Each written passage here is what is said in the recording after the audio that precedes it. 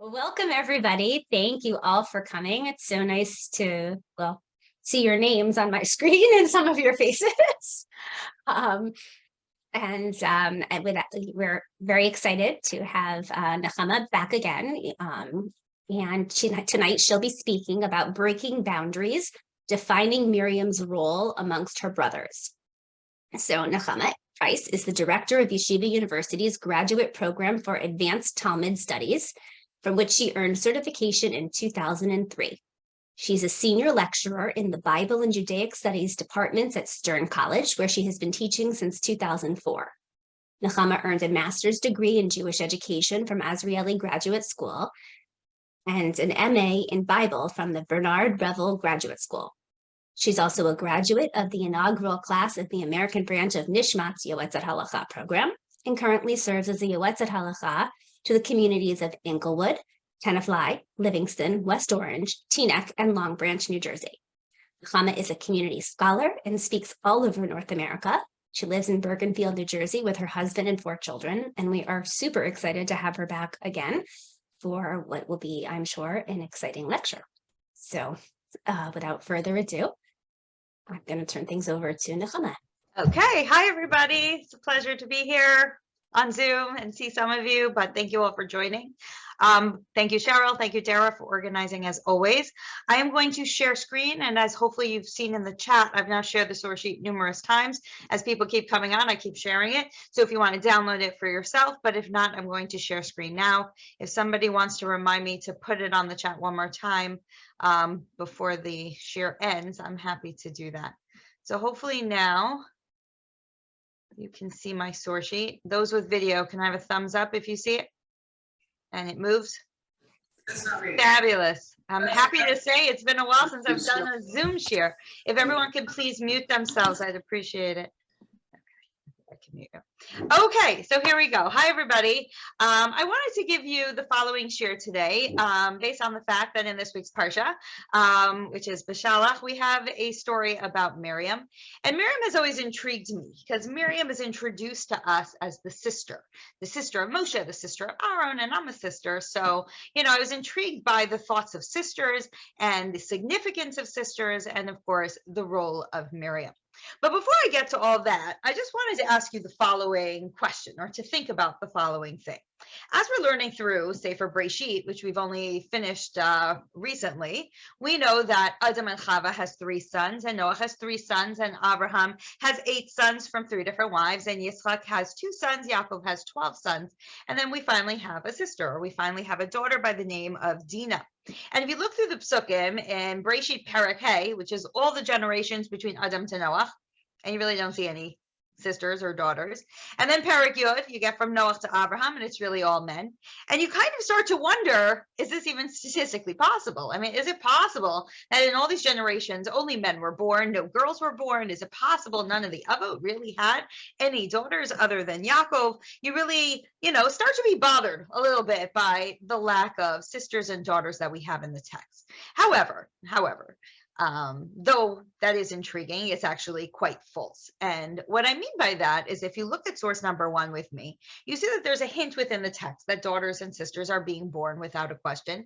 And that leads us to source number 1, where I just gave you one example. When it comes to already Adam, all the way in the very, very beginning, it tells us about Adam that he has, as we know, Cain, and then he has Hevel, and then Cain kills Hevel. And then at some point we hear that, and this is this pasuk, that he has Shet. And that Shet is the one that we hear all about because Shet leads us to Noah. However, at the very, very end, it tells us the following phrase, Vayoled banim ubanot. Happens to be, by the way, Adam did have more children, and he had not just sons, but he also had daughters. And if you start looking a little bit closer in Sefer Breshit, so in that chapter that I mentioned before, Perek Hey, which goes from Adam to Noah, this phrase is mentioned 9 times. 9 times it says, Vayoled banim ubanot. We don't hear their names. We don't hear the sons' names. We don't hear the daughters' names, because we only hear that one person mention that links to generations, but clearly daughters and sisters are being born. And not only is that phrase mentioned 9 times between the time of Adam and Noah, but it is mentioned 8 times between the generations of Shem to Abraham. This phrase, Vayoled banim ubanot.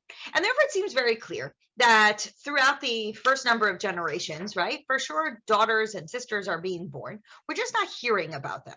Now, it doesn't bother me in the sense we don't hear about the banim either. Like clearly, only the people that have significance seem to be mentioned within the text. But there's a little bit of like a weirdness. Like you'd think that there should be a few more girls that seem to be mentioned. And it doesn't just bother me. It seems to bother Chazal as well. It seems to bother the rabbis too, because the rabbis seem to add some girls into the text, which I find really fascinating. The first one that we find is in the time of Abraham.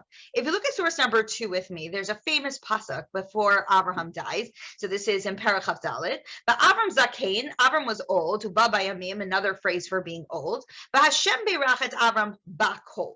And Hashem blessed Avram with everything. And that sounds really nice. At the end of his life, he gets everything. Everything is good for him. We're very happy. If you look at the Gemara, however, which I gave you here in source number 2, they want to know, what does it mean he was blessed with bakol? So we have some positive views of women and some negative here, because our first view is ma bakol. What does me bakol? Good for him. He didn't have a daughter, so I don't really like that so much. I have 3 daughters, and I think they're awesome. So we'll continue along. Rabbi Huda Omer shahay taloba. No, what the pasuk is coming to tell us is at the very end of his life, he had it all. Why do he have it all? Because he had all these sons, right? He had Yishmael, he had Yitzchak, and he had the sons that he had with Keturah. But finally, by the end of his life, he had a daughter. And that's what it means, Hashem berachat Avram bakol. If you look at the Gemara, it continues, others say, Bat haytalo la'Avraham bakol shema. It's not just that it means he had everything. He actually named her Bakol. That was his name. Hashem blessed Avraham with a daughter by the name of Bakol. So here you see Chazal is bothered by the lack of sisters, by the lack of daughters, and adds in one that we didn't know was going on within the text.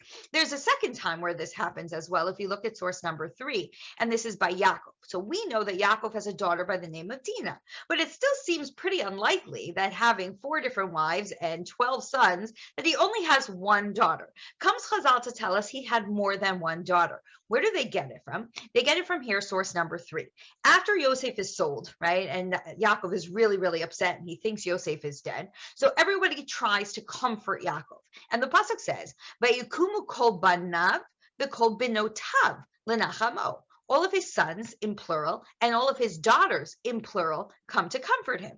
So comes along Chazal and says, what's daughters in plural? He only has one daughter. How does that make any sense? And therefore, based on this pasuk, the Medrash in Breshit Rabbah, as I gave you here, tells us, according to Rabbi Huda, lachioteim nasu hashvatim, and that's a whole discussion unto itself. But the idea here is that there were many sisters that were born. And it also answers, who did the shvatim marry? Maybe they married their half-sisters. But the point here is, this pasuk implies, because it's on this pasuk, this midrash, that there were more daughters. Now the pshat is, of course, that there was daughter-in-laws, right? His daughter-in-laws were coming to comfort him. But it's a beautiful idea that Chazal is coming to tell us we have to add more daughters, more sisters into the text.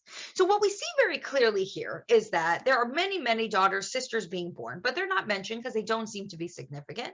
And Chazal tries to add in a few more into the text. But what that tells me is that when a sister is mentioned within the psukim, she must be incredibly important, because if she isn't important, why would she be mentioned, right? There are many sisters that are out there. We don't hear about them. So if they're there, they have to be important. This obviously is all an intro to get us to Miriam, but I think this is a very important point. So I was looking through, before we get to Miriam, who are the sisters that are mentioned within the text, who therefore seem to be very significant. So you have to understand, some of them we're going to look at and say, yeah, of course, they're significant. That makes sense. And some of them we're going to say, no, she isn't. Who is she? And therefore what we will find is that Chazal will tell us, well, if we don't know who she is, again, if we are assuming they're only mentioned in the text if they're important, therefore it must be she did something important. And then Chazal will give her a significance, because you wouldn't be mentioned within the psukim if you didn't do something important. And that's what we find here in our first example of the first sister that's mentioned within the psukim, which is here in source number 4. It happens to be when we are discussing the descendants of Cain. It lets us know 7 generations of Cain, and it tells us that, by the way, right, he has a son by the name of Toval Cain, and there's a sister. Va'achot, the sister of Toval Cain, is by the name Nechama.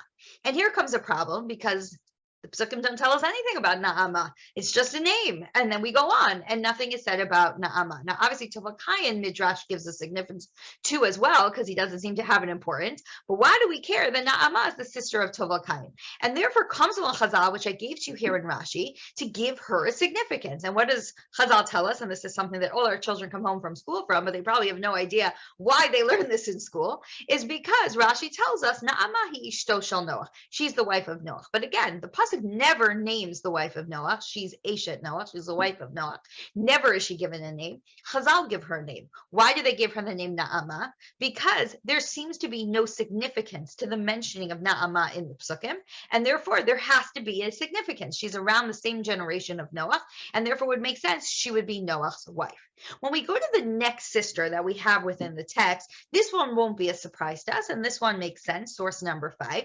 When we are talking about Rivka, of course, it tells us once again, Achot Lavan, she's the sister of Lavan, and we're seeing a pattern that not only do we hear about people in terms of who their father is, but almost always when we're talking about women, we hear about their brothers. They are the sister of, which of course will lead us to Miriam, who is defined that way numerous times. So Na'ama, the sister of Tovakayan, and that's why Chazal not just gives significance to her, but gives significance to Tovakayan. He was involved in the death of Kayan.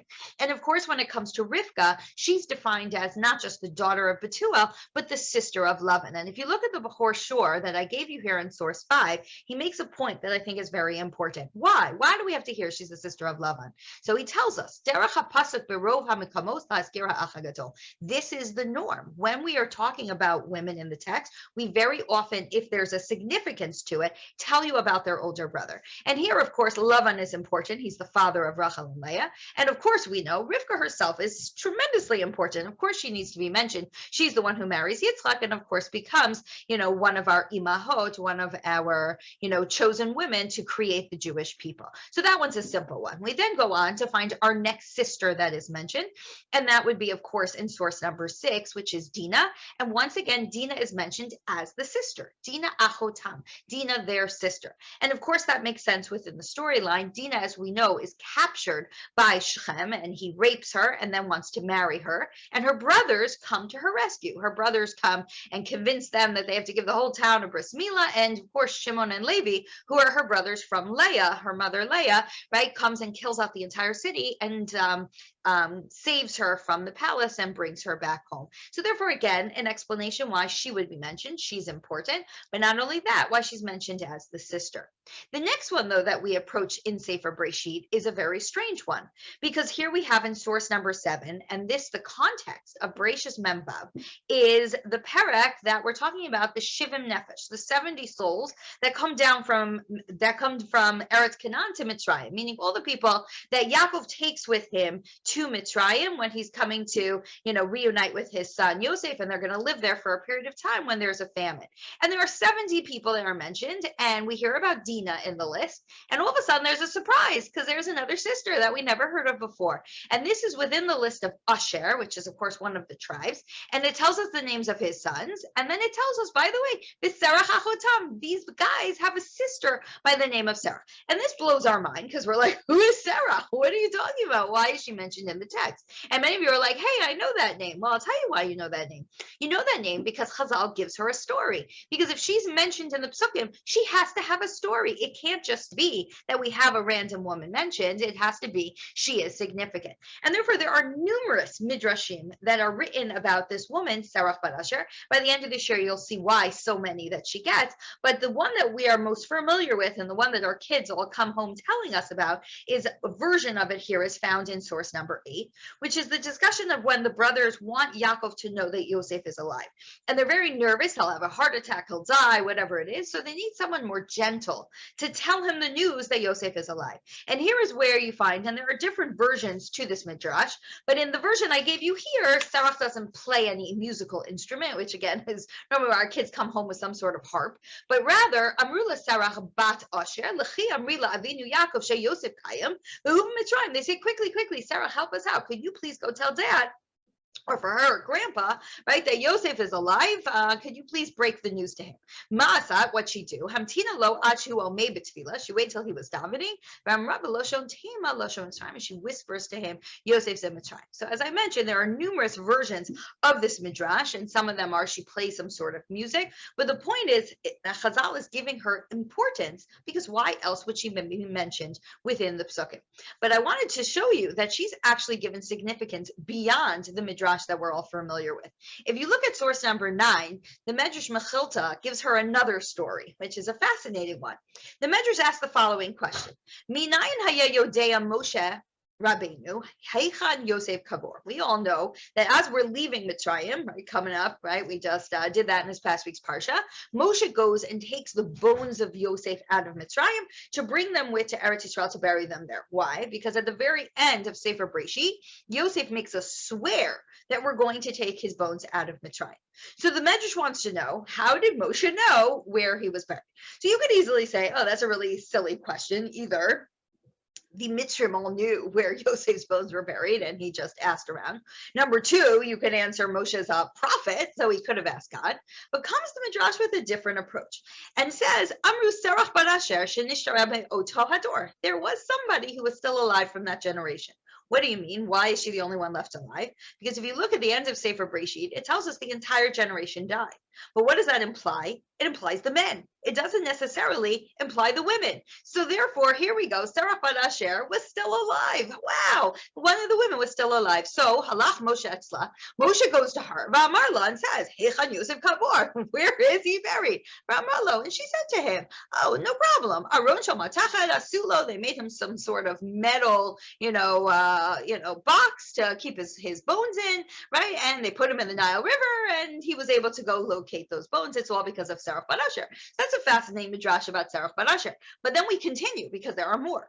If you look at source number 10, Radak quotes another midrash, and this is fast forwarding to the time of David HaMelech. I mean, this is crazy. Sarah bar Asher is still alive in Chazal, and this is a midrash about the following story: when Sheva ben Bichri is leading a rebellion against David HaMelech. So this is well into David's leadership. We're already in Shmuel Bet, and he's leading this rebellion. And David has a general by the name of Yoav, and Yoav is chasing after Sheva ben Bichri to kill him. And Yoav comes with this great army to this city, and it's a walled city. And the pasuk tells us, "But tikra isha chachama."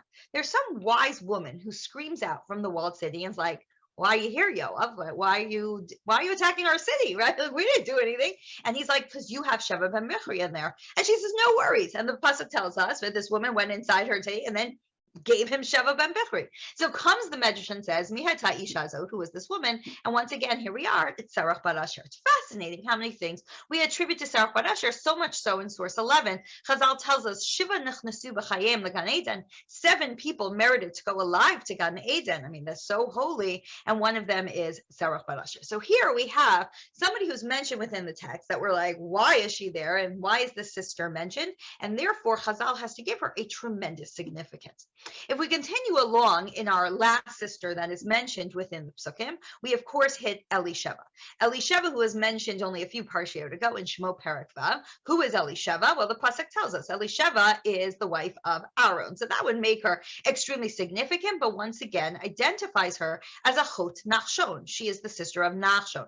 Now, Nachshon within the Psukim does have a significance. If you look at source 13, he is the Nasi of Yehuda, right? Yehuda Nachshon ben Abinadab. He's the leader of the tribe of Yehuda. But we all know that Chazal gives him an extra significance. And I always wondered if that's because, first of all, he's from Yehuda, but besides that, because his sister merits to marry Aaron, it must be something so significant.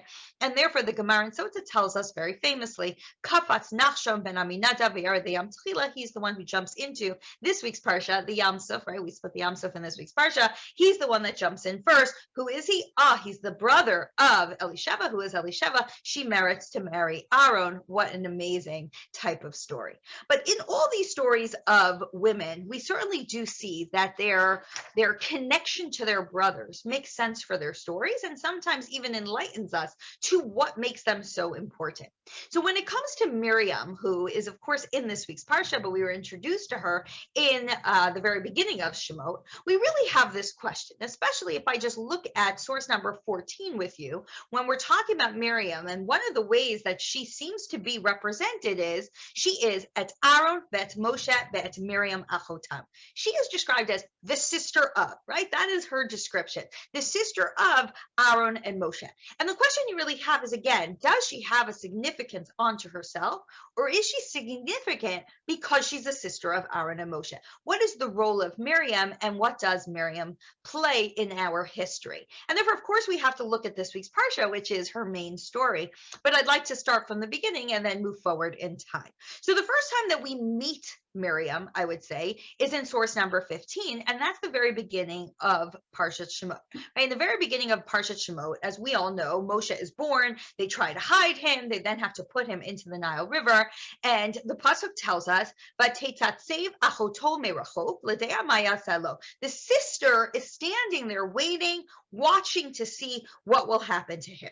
So I have to just be honest before I continue in this story. Ebenezer doubts that the sister here is Miriam. Ebenezer in his Peirush HaKatzer, achoto yitachen liot achoto mimishpachto, maybe really means a family member. Maybe it doesn't mean the sister. And in his footnote, he says, Ki lo nizkar shema shel Miriam, because it doesn't actually use her name. However, I think all the other Mefarshim disagree with Ibn Ezra. And the argument back is, well, if you look at Shemot Perek Bet, no one has a name. Amram is not called Amram. He's Ish Mebeit Levi. And Yocheved doesn't have a name either. She's the woman from Levi. And Paro is, I promise, not her name. Nobody names her daughter of Paro. It's a description of her. So everyone within Shemot has no name. There's only descriptions up until, of course, Moshe is given a name. And therefore, to say that it says sister and it doesn't say sister Miriam, I don't think therefore, and I think most of the Mefarshim would agree, does not mean to imply therefore that this isn't Miriam, but rather Miriam, who's the only person in Tanakh, as we mentioned here in source 14, who is identified as the sister of Moshe and Aaron. We don't know of any other sister. It would make sense that Achoto in this story would also be referring to Miriam. And therefore, what does she do within the story? She's watching and she's waiting.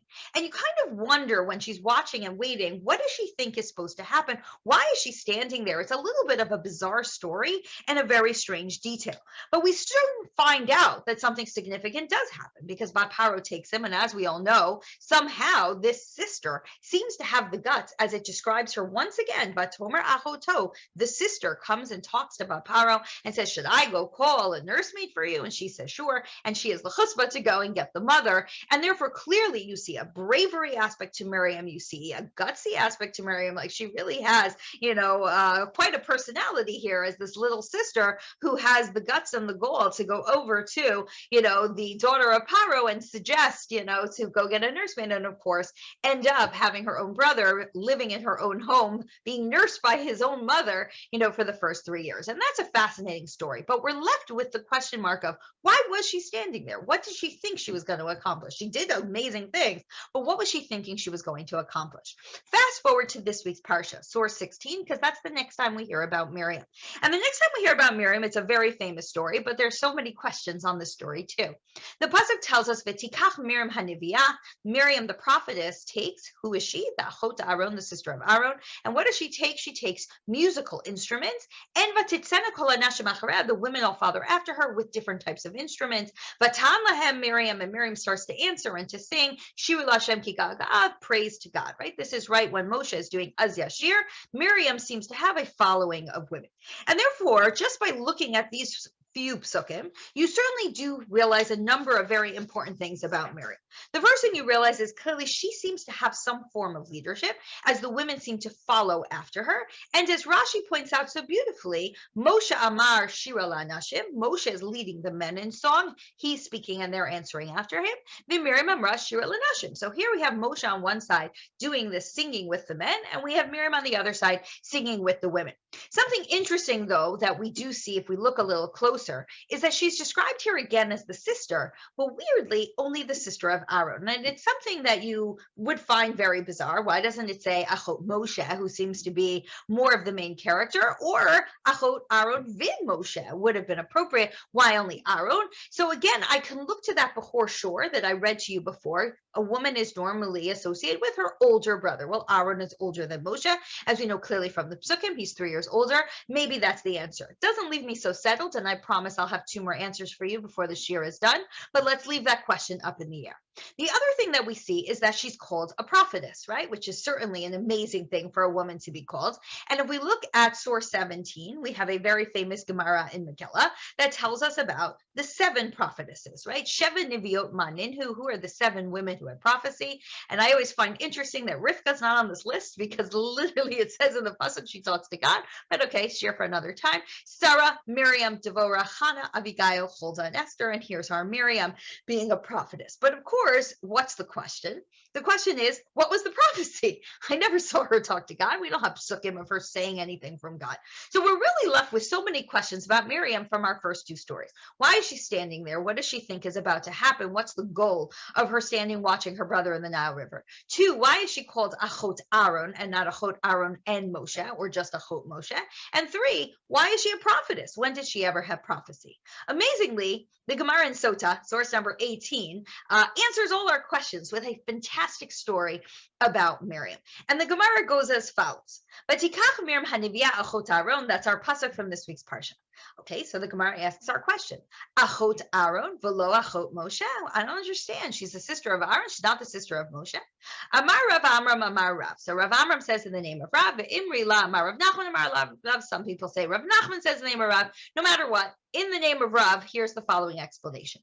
Milamid shahaita mitznav'a kishehi achot Aaron. When did the prophecy take place? The prophecy took place when she was only the sister of Aaron. So that means what's the Medrash telling us? That the reason why it says the sister of Aaron and the reason why it says she's a prophetess, put those 2 things together. Look at the pasuk again. Miriam Haniviyah, Miriam the prophetess, when she was the Achot of Aaron, when she was only the sister of Aaron, which means the prophecy occurred before Moshe was born. And that's why it only calls her Achot Aaron at that point and not Achot Moshe, to allow us to know when the prophecy took place. What was the prophecy? Ve'omeret, here's what she said. This was the prophecy. Atida imisha teleid ben shemoshiat Yisrael. In the future, my mother will give birth to a child or to a son who will be the savior of Am Yisrael. That was her prophecy. Fascinating. V'kevan shenolad Moshe. Now Moshe is born. Nitzmalei kol habayit kula or. The house fills with light. Amar avia v'nashka orosha. Her dad comes over to her. Amram comes over to her, gives her a kiss on the head. Beautiful. Amarla, he says to her, "Biti nitkaimani v'atayach, my daughter. It's amazing. Your prophecy has come true. It's amazing." However, fast forward 3 months. Now they can't hide him anymore, and they're putting him in the Nile River. Kevan she'tulu aliyah or, they now put him in the Nile. Amar avia v'tapcha rosha. Her dad comes over and smacks her on the head. Marla and says, "Hey, daughter, BT, hey, what happened to your prophecy?" Right? They're assuming he's about to die. So now I understand, says the Medrash. This is what it means when it says, that's why the pasuk says she's standing there. Why? Because she's like, hey, I had a prophecy. Something's got to happen. This baby can't die. I had a prophecy. This child is going to save Am Yisrael. So here's where Chazal takes 3 questions that we have within the Pshat and puts together this tremendous explanation. But what is Chazal telling us? Chazal is telling us that from the start, Miriam knew there was something special about this boy, and Miriam took upon herself the job of being the protector, the job of protecting this brother, protecting Moshe, and therefore that's why she's standing there to make sure that her brother's okay. That's why she intervenes when Bapara finds him, because this is her role, the protector of Moshe. This is not just a sister standing on the sideline. This is a sister who gets up and does something to protect her brother. Let's move forward to one more story. And this actually is not moving forward. This is moving backwards. Some of you may have been saying, hey, you missed a story. So the reason why I put it here is because I would call this a possible third story, as it is also very possible this story is not about her. What do I mean? We have a story here in source 19. So this is the very beginning of Shemot. And the very beginning of Shemot, Paro tries to make all these decrees. And the first thing that he wants to do is to kill the Jewish people in a more secretive way. So what he does, instead of just making a declaration, everyone throw the baby boys in the Nile, before that, he tries to do it more privately. He calls out to the Mialdot Ivriot, which would be translated in this way as the Jewish midwives, even though it could be the midwives of the Jews, and therefore these could be two Mitzri ladies. Asher Shema Achat Shifra v'Shema Sheni Pua. One's name is Shifra and one's name is Pua. And of course, we all know the story, right? He tells them that when you are helping the Jewish ladies to have their babies, kill the baby boys, right? You can let the girls live, kill the baby boys. And the pasuk tells us, "V'terena hamiyadas Elokim," they fear God, and they obviously do not listen to the king of Mitzrayim. Now, again, the pshat here is there are two women by the name of Shifra and Pua who do an amazing thing. Whether they're Jewish or they're not Jewish, really doesn't matter for the text, but they do something really amazing. However, Chazal has a principle that I wrote here called conservation of personalities. Chazal doesn't like people that we really don't know. We mention them once, we don't really know who they are, and therefore we try to very often in Chazal match them up to someone that we do know. And there's two ways to understand what Chazal is doing, and I've probably given you share on this before, which is that Chazal is saying this person is really this person, they are one and the same, or Chazal is saying this person is like this person. So because this person is pretty unknown, I'm going to let you know who they are by telling you to compare them to somebody else. I give you a few examples that I gave you here very quickly. In source number 20 of conservation personalities, we have the famous idea that Keturah, Abram's third wife, is really Hagar, Abram's second wife, which I find very, very complicated. But of course, as I mentioned here, the Rashbam says that's not the pshat. The pshat is the simple explanation. Einzu Hagar. He had three wives with three different names. But what does the Medrash do? They make them one and the same. I don't know who Keturah is, so I'm telling you Keturah is Hagar or Keturah is like Hagar. Source 21, I gave you another one. Pinchas is really Eliyahu. So that's always a fascinating one because Pinchas is from the time of Moshe Rabbeinu. And yes, it's true. Pinchas is alive through the time of Yehoshua. And we see him in the time of Shoftim, but we don't see him in the time of Malachim, in the time of Eliyahu and Nabi.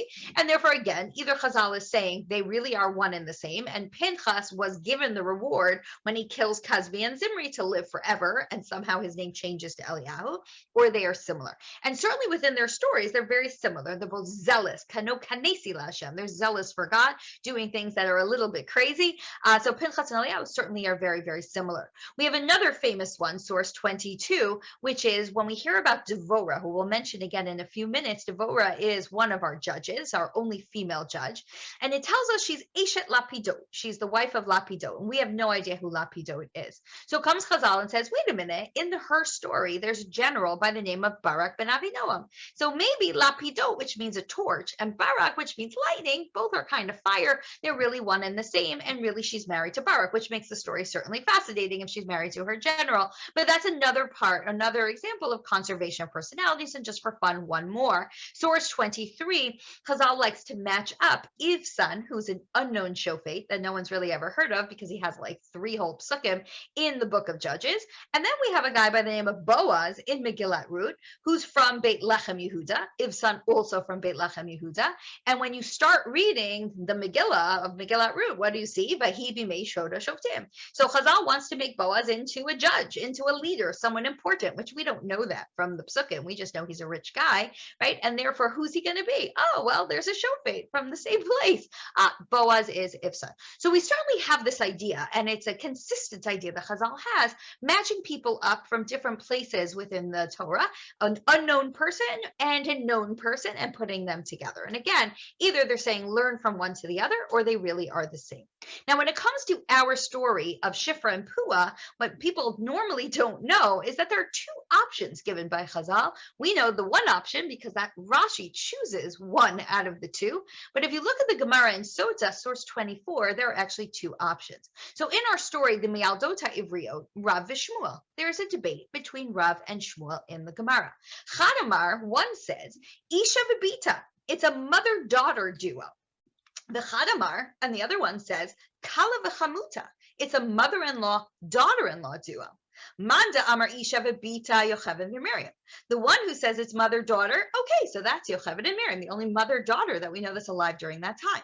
But Manda Amar Kala V'Chamuta, but the one who says it's mother-in-law, daughter-in-law, well, then it would be Yocheved and Elisheva. And again, Elisheva is mentioned in the Psukim, as we mentioned before, and therefore, again, to give her significance, maybe she is Pua instead of Miriam. But as I mentioned, the reason why we all know Yocheved and Miriam is because that's the one Rashi selects. That's the interpretation that Rashi brings down on our pasuk in Chumash. And if you look at source 25, there is our Rashi. Shifra zu Yocheved al shem shemeshaperet hatavalan, right? So her name is Shifra. It's a description. It doesn't mean there's a new person. It's Yocheved, really. Why? Because she improves the baby. Pua zu Miriam shapua umedaber v'hogal avalan. But Pua is Miriam because she is very comforting within her language. She can calm and soothe down a baby. And therefore, what we see here, according to Chazal, is there's a possibility of saying Miriam has another story. Miriam is one of the midwives who saves the babies. And even if, let's say, it's not really Miriam, what Chazal is telling us is compare Miriam to this person.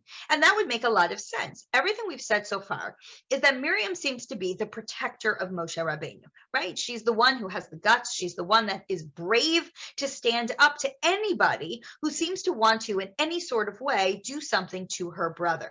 And therefore, we see that with Bat Paro. That's in the Psukim, right? That is Miriam who stands up to Bat Paro. So therefore, Chazal is attributing to her another story that's very similar, standing up to Paro, who's making her kill all the baby boys. And again, how can her brother, or how could her parents and other people have children if that's done? And therefore, Chazal is attributing the story to her. So again, whether we think it's her or not doesn't matter to me, because what Chazal is attributing to her storyline, which we see in the Pshat, we see in the simple text as well, that she's brave and she seems to have some sort of leadership quality to her. So let's move to the next time that we actually do see Miriam within the text. If you look at source number 26, there's another place that she is. It's kind of remarkable. And yes, it's the pasuk I mentioned before, but now let's do it in context. In source 26, we have a discussion of Yocheved and Amram, and they have 3 children, Aaron and Moshe and Miriam Achotah, Miriam the sister. But if you take a step back and you're like, where is this within the text? You'll realize Bamidbar Chavav, you know, because in Bamidbar, we count the Jewish people twice. We count the Jewish people in Perek Aleph, and we count them in Perek Chavav. So this is a counting of the Jewish people. Why are we counting the Jewish people in Perek Chavav? We're in the 40th year of the desert. We're about to go into Eretz Yisrael. We're counting the Jewish people to form an army, right? We want to know who's going to go out and fight. And therefore, any female on the list is bizarre because these women are not going out to fight, or so we think. So the fact that Miriam's on the list should be very striking. All of a sudden, we're talking about, in a more leadership form, a military type of discussion, that, by the way, Amram and Yocheved had 3 children, not just 2, and one of them is Miriam. But then I searched the list a little bit more to be like, are there other females on this list? And I actually do find 2 more. First, in Pasuk Lamed Gimel, we have Benot Slavchad, right? Who certainly are very fascinating women. And this, by the way, is before their story. Perek Zayin is the story of Benot Slavchad and asking Moshe for land. So this is an intro to, by the way, we're about to have significant women coming up within the story. And then, which I find so fascinating, Pasuk Memvav, guess who shows up again? V'shem Bat Asher, Serach. There's our Serach Bat Asher. So all of a sudden now we realize, why is Chazal constantly giving all this significance to Serach Bat Asher? It's not just because she shows up in Breshit on a list where she doesn't seem to belong. She shows up in Breshit and in Bamidbar on lists that she doesn't seem to belong. And that's why Chazal gives her so much significance, because she's mentioned twice where you wouldn't have assumed she would be mentioned. And as Abarbanel mentions on this pasuk, look at source number 27. Again, why is Serach Bat Asher here? Mipnei shaita isha chashuva. Therefore, it shows us she must have been very important. How do I know? Because Kimosha Lazen Yizkara Gam Ke Miriam. Because she's on the list with Miriam. So she's on the list with Miriam, she's got to be important, because clearly Miriam is important. So what we see here is there's no shock to Miriam being on the list. The shock is the other people being on the list. And therefore, what does that reflect for us? There seems to be a significance to Miriam, why she keeps showing up within the Psukim. And therefore, we need to find the next time that she's in the Psukim, and that's source source 28. Source 28, we find out that Miriam dies. Vatamat sham Miriam vatikaver sham. She dies and she's buried there. And certainly you have to stop for a second to ask the question of why are we hearing about the death of Miriam? If you go through Chumash, we don't hear about the death of so many people. We only hear about the death of really important people. We don't even hear about the death of all the Avod and Imahot, only some of them. We don't hear the death of anyone other than Yosef. When it comes to the Shvatim, it just says the rest of the generation died. Hearing about somebody's death seems to imply that they're very important. And here we have the death of Miriam. Not only that, in the next pasuk it says, V'lo hayamayim, there was no water. And then they complain to Moshe and Aaron that they have no water. Comes Chazal, which I gave you here in Rashi to tell us, Mikan shakol arba'im shana hayalahem habe'er b'schos Miriam. Clearly there has to be a connection between the death of Miriam and the lack of water. Must be this whole time they had water only because of Miriam. And therefore, when you end all of these stories, you're like, wow, Miriam is amazing. I mean, that's really quite impressive, all these stories of Miriam. But maybe some of you are thinking that I cheated, because I did. I skipped a story. I know I did. I skipped a story. And the reason why I seem to have skipped this story is because it really does seem that this story is a very negative story about Miriam. And it doesn't seem to make any sense why there would be a negative story about Miriam, especially based on everything that we just said. And very specifically, that the negative story about Miriam, which is found here, source 29 in Bamidbar Yebet, is a story of Miriam speaking Lashon Hara about Moshe. Right? Everything that we understood so far makes absolutely no sense. Now, I'm certainly not coming here to say, oh, because she didn't, and that's not really what the pasuk means, because I'll be honest, first of all, you can't say that. But number two, source 29, she's punished, right? Vehine Miriam Sarah Kashelek. She gets Sarah. So there's no way to deny that Miriam said something about her brother, but we do have to, within the context of all these stories, try to understand what is this story coming to teach me? How is it possible that Miriam would say whatever it is that she said about her brother? And therefore, let's look a little bit closer. If you look at source number 30, what did Miriam say about her brother? I'm just going to put it on the next page so you can see it all together. Okay, what did Miriam say about her brother? So if you look at Bamidbar Yebet, the first thing that should cause us to look a little bit closer is the language that's used in the very first pasuk. Vatidaber Miriam va'Aaron. There are so many things that are wrong with that, right? First of all, Miriam's name comes before Aaron, which is bizarre. Normally, Aaron would come before Miriam. Number two, the word vatidaber is in singular feminine form, right? It should have said vayidaber if we're talking about Aaron, or vayidabru, and they spoke about Moshe, right? But rather, it's in singular feminine, and therefore, all the Mefarshim jump on this to say Miriam obviously was the instigator. Miriam obviously spoke up first. Okay, so now I understand why Miriam gets saras, but let's understand now what they said. Now, if you look at this pasuk, pasuk aleph, it's one of the most weirdest pasukim besides the repetition of the pasuk, but also just a pasuk that we don't understand at all. And mind you, we're not going to spend time on it so much because then it becomes a shir about Zipporah, but also because it doesn't seem to be the focus of the rest of the story at all. They say, they're talking about Moshe, about this woman from Cush that he took because he took a woman from Cush. And it's beyond bizarre what they're saying here. First of all, we don't know of any woman from Cush. And if it's talking about Zipporah, why are we calling her a woman from Cush? And why are we talking about her now? He married her all those years ago. Maybe he got divorced from her now, right? That's what Chazal tries to figure out. But this doesn't seem to make any sense. And mind you, God doesn't seem to react to this at all. If you listen to the rest of the story, no one talks about his wife. Nobody talks about a woman from Cush. It seems to be not the focus.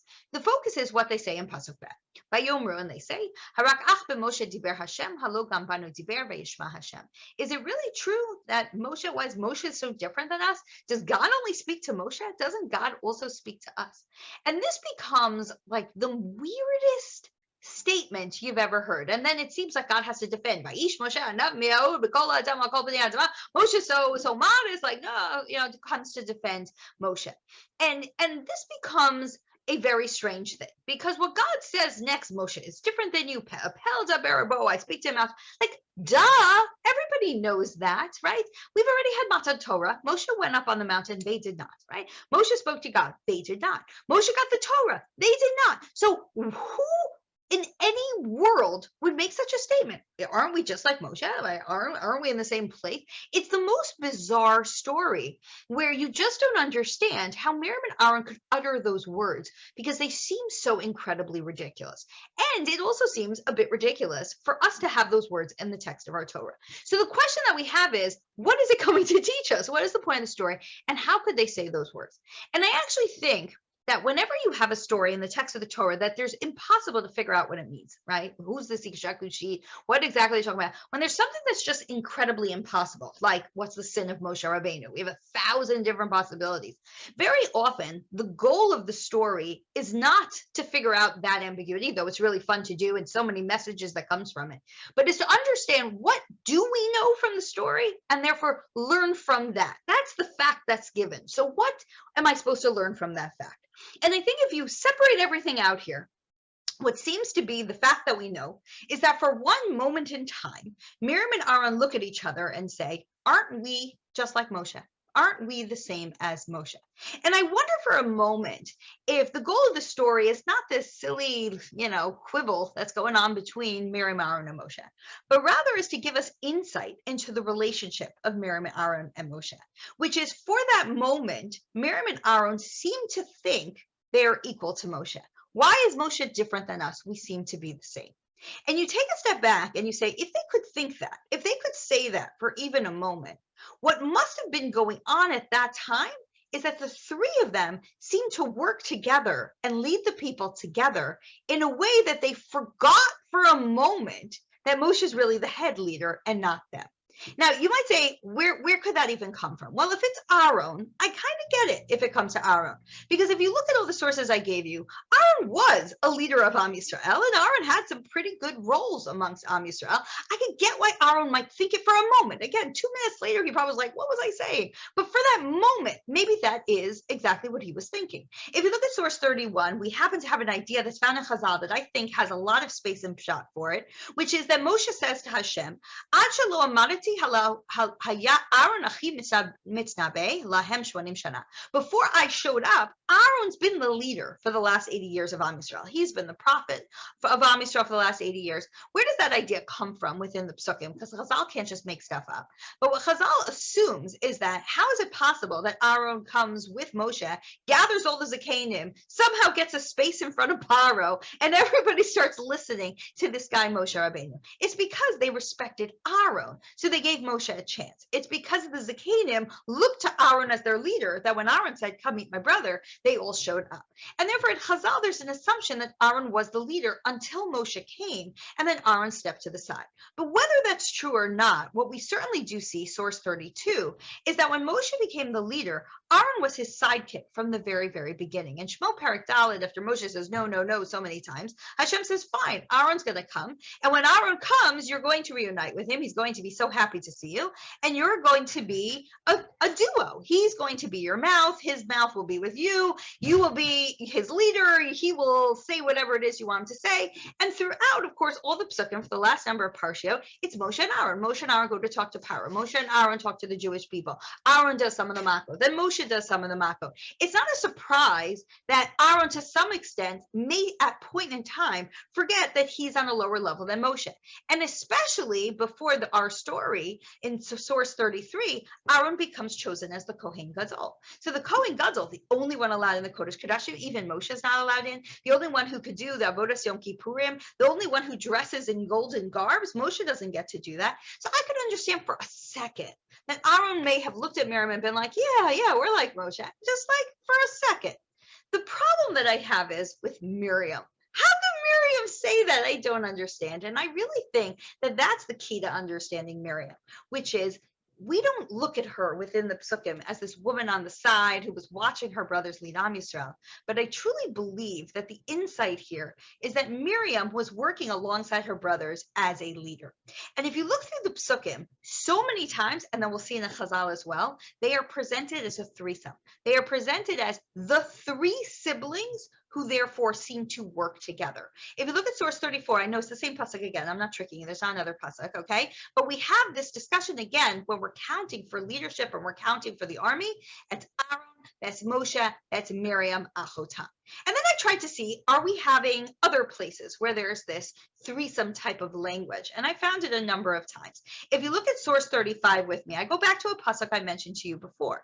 Vatikach Miriam, this week's parsha, Hanivia Achot Aaron. Remember I said to you, why Achot Aaron and not Achot Moshe? And then I was thinking to myself, wouldn't it be amazing if the reason why it says the sister of Aaron is because we're in a story that's about Moshe. We're in a story that's about Miriam, and Aaron's missing. So Hashem was like, hey, I got to put Aaron's name in here because I want it to be a 3. And you're like, you're nuts, Nechama, right? But I'm not, because that's exactly what the Ramban says. The Ramban says, why is it Achot Aaron? Hanachon be'inai, says Ramban, right? So he gives other explanations. He's like, that's not the one I like. I like this one. Ki mipnei shehuskaru b'shira Moshe v'Miriam. Because in the Shira, we mentioned Moshe and we mentioned Miriam. V'lo huskar Aaron, and Aaron's missing. So ratav hakatav lehaskiro. So the pasuk had to mention him because we're Moshe, Aaron, and Miriam. That's what we are. And therefore, since Aaron was lacking, we had to put Aaron into the story. But not only that, let's go to the story itself. Miriam and Aaron are like, aren't we just like Moshe? And then Hashem is like, I got to teach you that you're not. But you think you are, but you're not. So how am I going to teach it to you? Through the imagery of the story. Look at the story itself, source 36. Vayomer Hashem pit'om. Hashem all of a sudden comes to defend Moshe. Look at the language. Who does he come to? El Moshe, ve'el Aaron, ve'el Miriam. He comes to the 3 of them. What does he say? Se'u shloshtem. All 3 of you come out to the Ohel Moed.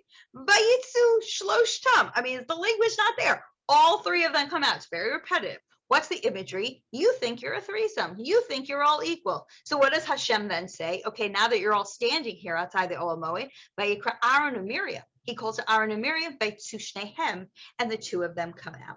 Meaning you're not the same as Moshe. That's the exact imagery of what God is trying to say. He's not mad at them. He's just saying to them, don't think you're the same as Moshe. So 3 of you come together because that's what you think, and the emphasis on the 3, and now you 2 to the side, and Moshe's on the other end. And I think maybe again that could give me the answer to why is it Achot Aaron and not Achot Moshe? Because Miriam and Aaron were really the 2 secondary leaders, and therefore they get referenced together. And Moshe, of course, the main leader. That's our 3rd answer to why she's called Achot Aaron. But if I continue along within the story, source 37, after Miriam gets harassed and Aaron sees that she has harassed, what does he do? He turns to Moshe and he says, please, you got to forgive us because we messed up. Asher b'tseito merachamimo. All 3 of us, we came out of mom's womb. Like, we're all the same. We're all in this together. Could you please forgive your sister? The imagery is so much there of the 3. However, then you might say to me, that's nice. I see the imagery of 3, and I'm going to show you more as we continue along. But where do I get the goal to say that she was a leader of any type? And you see it very strongly within the Midrashic language having to do with the story in this week's Parsha. Once again, she seems to come out and lead the women in song. And you might say, okay, she led a choir. What's a big deal? But that's not how Chazal looks at it at all. Source 38, Miriam Hayam Mora Lanashim. This wasn't just about leading them in song. She was the teacher of the women. She was the one who led the women. And I remind you the language that I quoted to you before by Rashi, where it says Moshe led the men in song and Miriam led the women in song. And I don't know, it just always struck me that it's such a copy from the language of the Medrash about Avram and Sarah. Avram megayeret hanashim, this Sarah megayeret hanashim, right? Avram converted the men, Sarah converted the women. It's a team. We have the men working with the men and the women working with the women. And then I was wondering, can I find other hints to the fact in our story that she's a leader? And I looked closely at the story from this week's Parsha here in source 39, and I realized that the language parallels the language of a different female, and that's of course Devorah, who I promised we would come back to. And Devorah's language and Miriam's language is very, very similar. Let me show you what I mean. In source 39, again, we have Miriam, who's called Miriam HaNeviah. And of course, Devorah is Isha Neviah, same language. And the story of Miriam is taking the women and leading them in song. And of course, we know that Devorah also leads the people in song, Vatashar Dvar Vibara. I always find fascinating, Vatashar has that same issue that we have, the story that we said a minute ago of Miriam and Aaron, where here it's Vatashar Dvar Vibara, and again, it's in feminine and singular. And here we say, of course, Devorah was the one leading the song and Barak was just kind of trailing behind her. Therefore, paralleling the Miriam-Moshe relationship, where, of course, Moshe is the boss and Miriam is the sidekick, and Devorah, of course, being the boss and Barak the sidekick. But this language language of the Nevi'ah, the one who leads women in song, of course, parallels these two women together. What do I know about Devorah? Devorah was a shofet, right? She was a shofet. She was our shofetet. She was a judge. She was a leader. She led Am Yisrael. And therefore, it is very easy for us to understand, if we parallel these women, the leadership quality that we so easily give to Devorah, we can also attribute to Miriam. But it's not just that. Chazal very much so thinks Miriam in a leadership form. And I'll give you another place where we see it in Chazal. And of course, I distinguish between what Chazal is saying and the Pshat is saying, but let's look to Chazal and we'll come back to the Pshat. If you look at source 41 with me, in source 41, the Psukim in Divrei Hayamim tells me that Kalev marries a woman by the name of Ephrat. We know Kalev ben Yefuna, right? Kalev, who of course was one of the spies, and we'll come back to him in a minute. And Kalev marries a woman by the name of Ephrat. Who's Ephrat? Well, it comes along the Medrash and tells us, Zu Miriam. It really is Miriam. Kalev married Miriam. What are you talking about? He didn't marry Ephrat. Well, why is it that we call Miriam Ephrat? And the answer that Chazal gives, which is a beautiful answer, is because Miriam is given the credit for really creating Am Yisrael. Sheparu v'ravu Yisrael ayadeha. The Jewish people multiplied because of her, which could be implying the role that she played in Mitzrayim of standing up to Baal Paro, maybe even standing up to Paro. But of course, if we continue to look at the Medrash in Pirkei de Rebbe Eliezer on this discussion, source 42, he points out that the word Ephrat, and this is something that is mentioned many times in the Midrashim, comes to actually teach you about leadership. Shekol nasi v'gadol shama b'Yisrael nikra shmo Ephrati.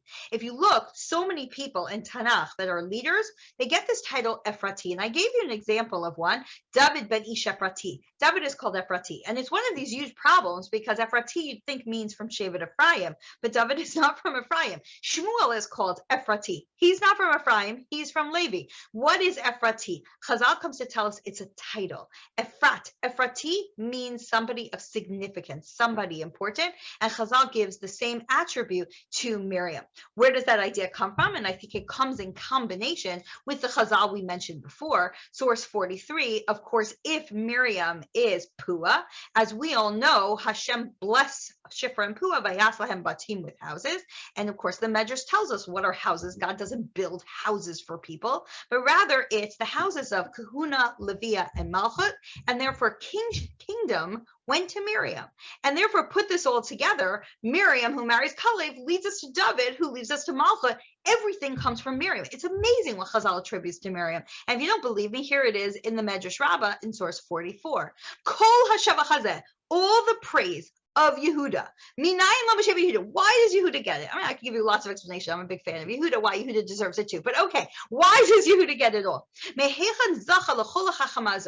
Yehuda get all this wisdom? Says Chazal, B'zchut Miriam, because of Miriam, from this pasuk that God gave her a house. Miriam natal chachama she'amin B'tzala v'yatzam mimenu David. From Miriam comes B'tzala, who built Mishkan, comes David. It's amazing, Miriam. Now you're like, okay, I see that Chazal really likes Miriam and thinks she's a tremendous leader. Where do I see it in the psukim? I'll tell you where I see it in the psukim. Other than this week's parsha, we see it in a lot of the things we've already discussed. If you look at source 45, in the story of the Lashon Hara, yeah, the beginning doesn't sound so great, but the end of the story, she gets Saras and she's sent outside the Machana. And the pasuk tells us she's outside the Machana for 7 days. V'ha'am lo nasa ad ha'asaf Miriam. The people do not travel until Miriam is ready to rejoin the Machana. And if you think about it, there's no way Am Yisrael waited for every person that was outside the Machana. You had to travel outside the Machana when they traveled. Who do you wait for? Who do you say, hey, we're not going until they come back? Your leader, somebody that you tremendously respect. And the Medrash adds, it's not just the people waited for her. Hashchina haitamam tenetla. The Shechina waited for her, which is actually very beautiful. I come back to source 46, which I mentioned before. Why do we hear that she dies within the Pesukim? Why? Because obviously, once again, she was a leader. We only hear about the deaths of leaders. We only hear about the deaths of important people. And therefore, if I put this all together, you see so many hints within the text that she was someone of tremendous significance. She led the women.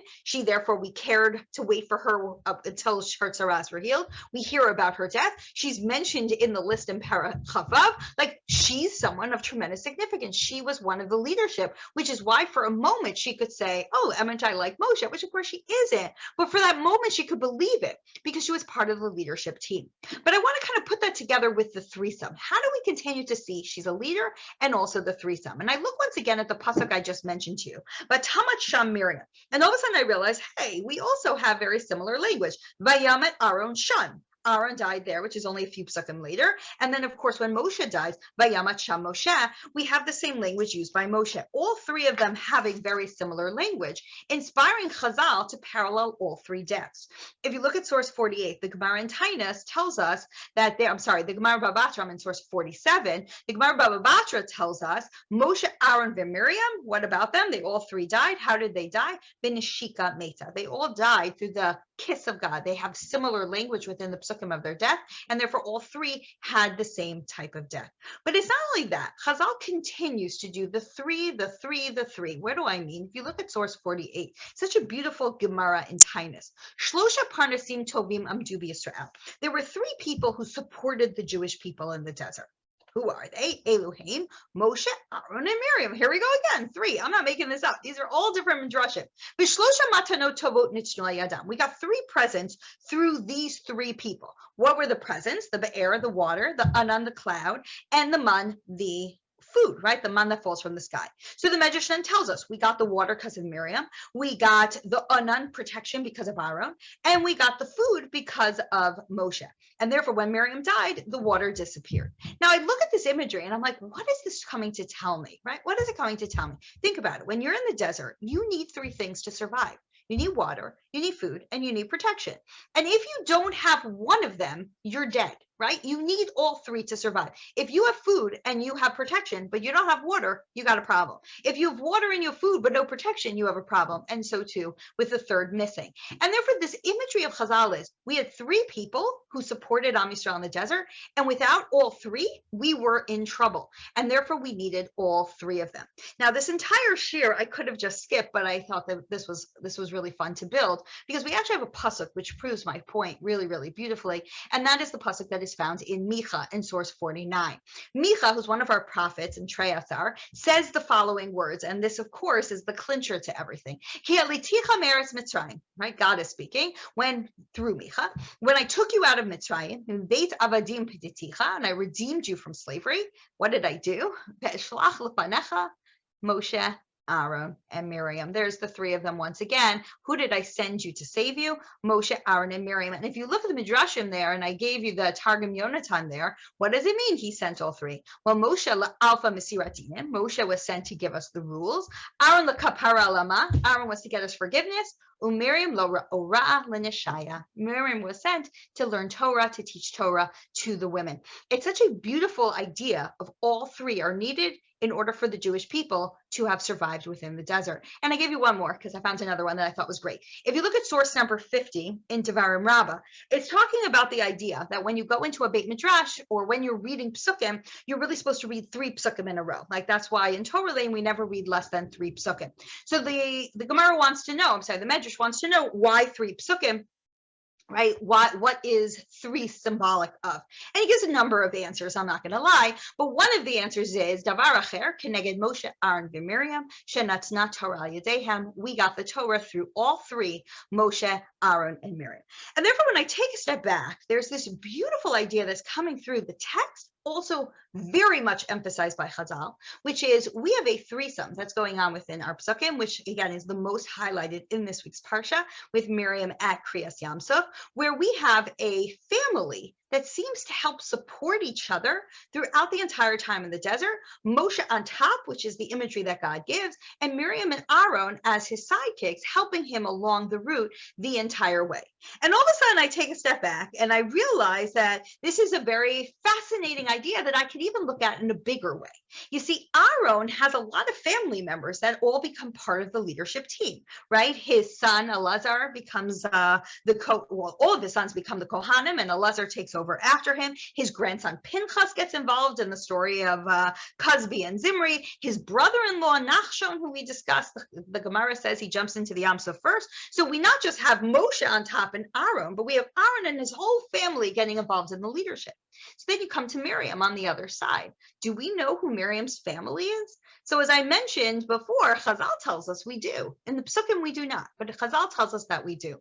And if you understand what we were mentioning before, and I gave it to you here again in source 51, according to Chazal, she's married to Kalev. And if she's married to Kalev, that means her son's name is Hor. And if her son's name is Hor, then that means her grandson's name is Bitzala. right? Or great-grandson, I should say, name is Betzalel. So let's take a step back now to understand the picture that Chazal is creating for us on the Miriam side. So we have Moshe on top, his family we hear nothing about, Aaron and all of his family getting involved in the leadership team. And now through the eyes of Chazal, Miriam and her family. So what do we know about her family? So Kalev, if that's her husband, source 452, we know a lot of things. First of all, he's one of the spies and he helps out Moshe by saying good things about Eretz Yisrael. But not only that, he's the one that quiets the people. He's the one that says, hey, everybody, it's going to be okay. Everything's going to be okay, right? He's the one that starts off when Yoshua is silent. Kalev is the one who tries to quiet them.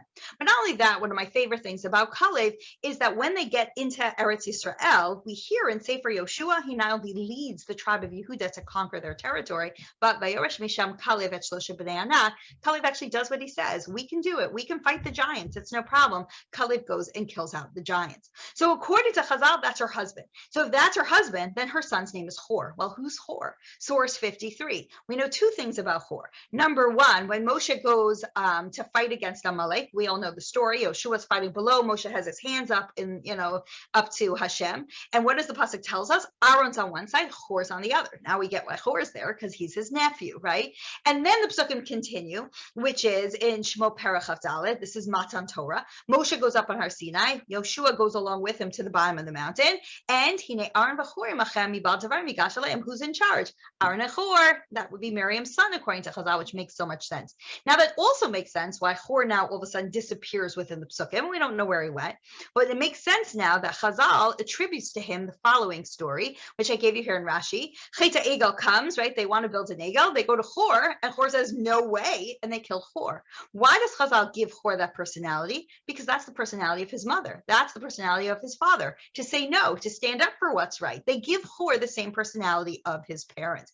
But if Hor, let's say, now is her son, who helps obviously in the leadership of Moshe, that would make, again, Betzalel the great-grandson. Well, who's Betzalel? Source 54. Betzalel is the one who is chosen, who has Chachma and Tfuna, all this type of wisdom, to build the Mishkan, right? It's amazing. So that would make, from her comes all the different helpers that we have when it comes to Moshe Rabbeinu. He has Aaron and Aaron's entire family on one side, and he has Miriam and Miriam's entire family on the other side, all helping Moshe with his leadership. Where does this idea come from? I think it comes from the very beginning. What do we know about Miriam and Aaron from the beginning? Miriam is standing there watching Moshe when he's being, almost killed and thrown into the Nile River. She's there to protect him against whatever Paro is going to do. Aaron is there to greet Moshe as he's coming into Eretz, coming back to Mitzrayim. You see from the beginning stories, his brother and his sister are there for him along the way. So Chazal creates the storyline that his brother and sister are both there for him all the way till the very end, being the leadership of Moshe, Aaron, and Miriam. And all of a sudden it makes sense that when Miriam dies, that's when Moshe and Aaron have their problems and everything goes bad. Because right after Miriam dies, we have the story of Mei Meriva, whatever that sin is, and Moshe and Aaron are told they're going to die too. Soon after, Aaron dies, and of course Moshe dies much later, but he dies, in the Psukim, but he doesn't die that much later in time, but he dies because of the loss of Miriam leads to the story of the death of Moshe and Aaron. It's like when the three of them are not together, the three of them seem to, or the leadership of Moshe seems to fall apart. And therefore what you really have here is this beautiful, beautiful story. And the ultimate version of the story, I just gave it to you again in source 55, because to me, it's the ultimate imagery, the Miriam, Aaron, and Moshe imagery, which is Moshe standing there about to fight his first battle after Mitzrayim of Amalek. And he's got Aaron on one side and he's got Miriam's son on the other. It's the Moshe, Aaron, and Miriam imagery, which is just so incredibly amazing. And therefore what we see here is that Moshe, to be Moshe, needed an Aaron and needed a Miriam. And if you look at the last source, source 56, you see it brought down so beautifully by Chazal. If you look at the Medrash in Mishle, and again, these are all different Midrashim. I'm not going to say one over and over. Chachmas Nashim Banta Beita. We all know that pasuk. It's a great pasuk, right? The wisdom of women built a house. What does that mean? So says the Medrash, Zu Yocheved, this is the mother of Moshe, Aaron, and Miriam. Why? What makes her so great? Because she raised three great people. She'amita Shlosha Tzadikim. You see the language language of three great tzaddikim. Moshe, Aaron, and Miriam. There's that language again. Shlosh tam, all three of them. Zachu l'shem eshet Yisrael, all three of them served Am Yisrael, and it tells us how all three of them served Am Yisrael. V'shlosh tam hayu neviim, all three of them were prophets. Now I think the Medrash is not saying she's amazing because she had individual three people that were amazing. What the Medrash is complimenting her is that she had three amazing children who worked together as three amazing children. They were a threesome. And that's this language of shloshtam, shlosha, shloshtam over and over. Because the imagery that Chazal is trying to give us is that Moshe Rabbeinu was an amazing leader, but he was an amazing leader because he had Aaron and Miriam at his side throughout the entire story. And the role of Miriam, therefore, within the story is not the sister on the side who's watching her two brothers as they lead Am Yisrael, but the sister who gets just as involved. Morela Nashim is the leader of the women alongside her brothers to lead Am Yisrael throughout the desert, because that is the imagery that we are seeing through the Psukim and the imagery that we for sure see through the language of Chazal. And therefore, when I take a step back for a moment, I really like to reflect on the picture that we just created.